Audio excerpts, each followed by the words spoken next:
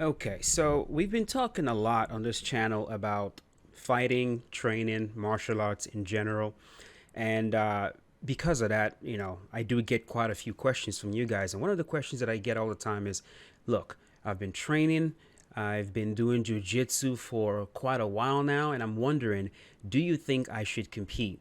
Now, a lot of you ask me these questions like I am an authority on this topic. I really am not. I'm not an authority.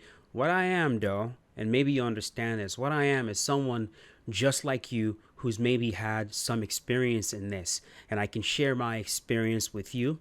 I'm also someone who spends a lot of time nerding out on this topic, and a lot of things are starting to make a lot of sense to me. So here's what I'm going to say. I think you should compete. And I'll tell you why I think you should compete. And this makes perfect sense to me. Fighting is like an argument. And this is not the first time you've probably heard this. This is an analogy that has been used for years. Fighting is like an argument. And for you to win an argument, you've got to have solid points. Points based in logic, reason, maybe stats, data, statistics.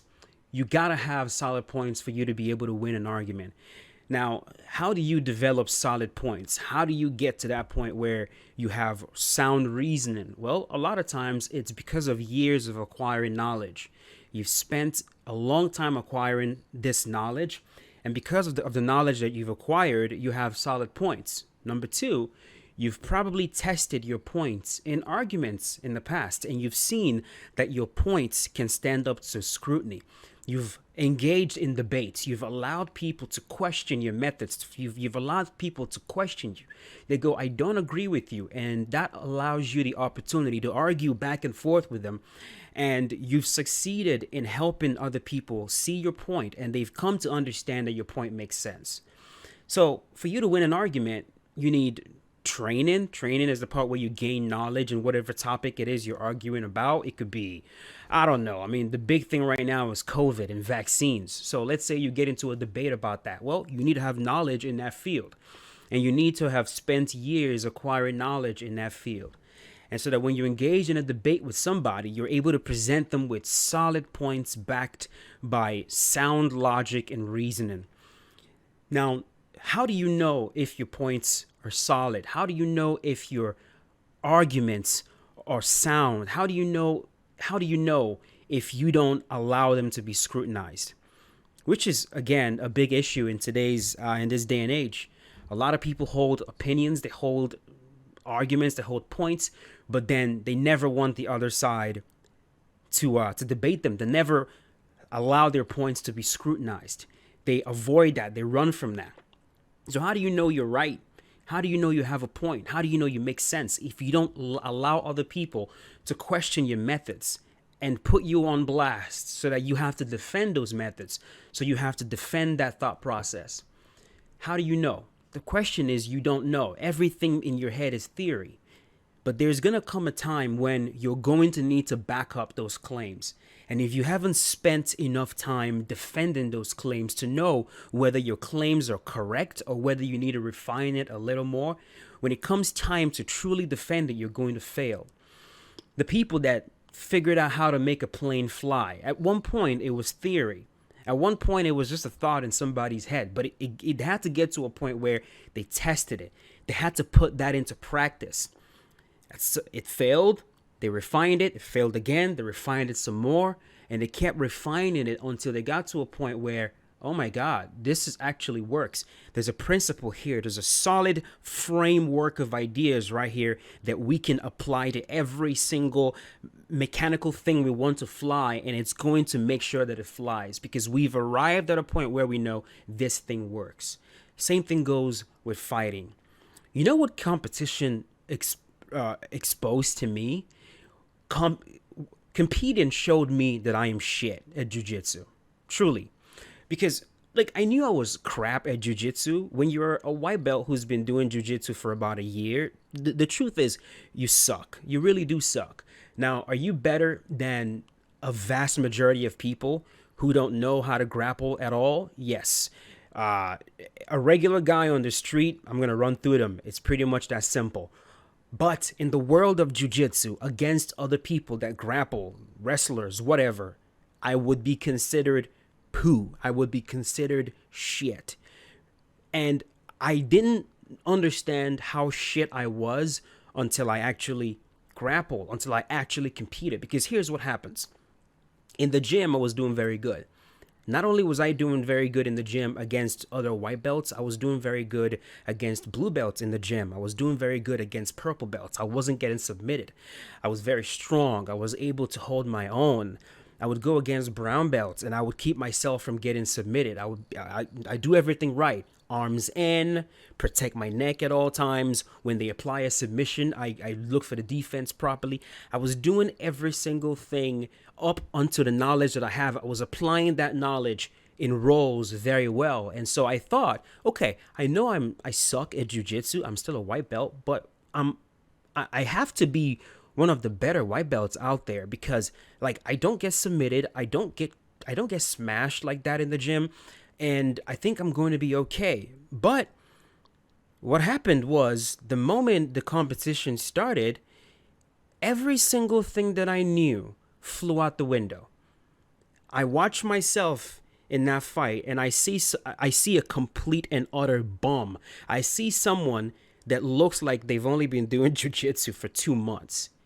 Nothing that I knew was applied on that day. I forgot how to crossface. I didn't use my De La Hiva, which I'm fairly okay at. In mount, I gave him my arm. Basic shit. Classic mistakes. I made all of them. All of them. I gassed out so early. Would I have known that? Would I have known that that would happen to me if I didn't put myself in that position to compete? I wouldn't have known. And at the end of the day, jujitsu has to work under immense pressure for you to be able to say that you're good at jujitsu. If you're only good at jujitsu when everything is going well, if you're only good at jujitsu when you're not tired, if you're only good at jujitsu when you're in the gym, in the comfort of your gym, and the people around you, no one's watching you, there's no chance of you embarrassing yourself. If you get tapped out, who cares? There's really nothing on the line. If that is the only time that you're good at jujitsu, can you really say that you're good? For you to be good, and this is why we hold fighters and competitors at such high regard, because not only are they good, but they are good under pressure. And that is the purest definition of being good that there is. For you to know how to fight, you actually have to be able to perform when an actual fight is going on. And so what that revealed to me is that when there's pressure, when I'm being watched, when I'm kind of nervous, when it's a real life competition against someone that I don't know anything about, and they also know some jujitsu, what that exposed to me is that my jujitsu is not where it needs to be. And so I need to train more. I need to go to class more. I need to roll more. I need to compete more because I need to gain enough experience competing for me to be able to say, yeah, my jujitsu is good. I can apply jujitsu to a real world setting against someone else that knows what he's doing and actually able to do something about it. It's not enough being able to use jujitsu against someone that doesn't know what the hell they're doing. A lot of people are training jujitsu right now. You just don't know who you run into. Truly, there are a lot of people training jujitsu. It's getting to a point where people are doing something. Like, yes, there's still a lot of people that don't train, but there are also way more people that train than you could imagine. You could run into a situation where the guy you run into and you're about to fight him, maybe he knows something as well. Then what?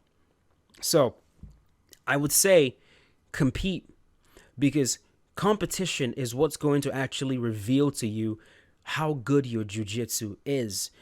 Because jujitsu is not just about knowledge. It's about being able to apply that knowledge.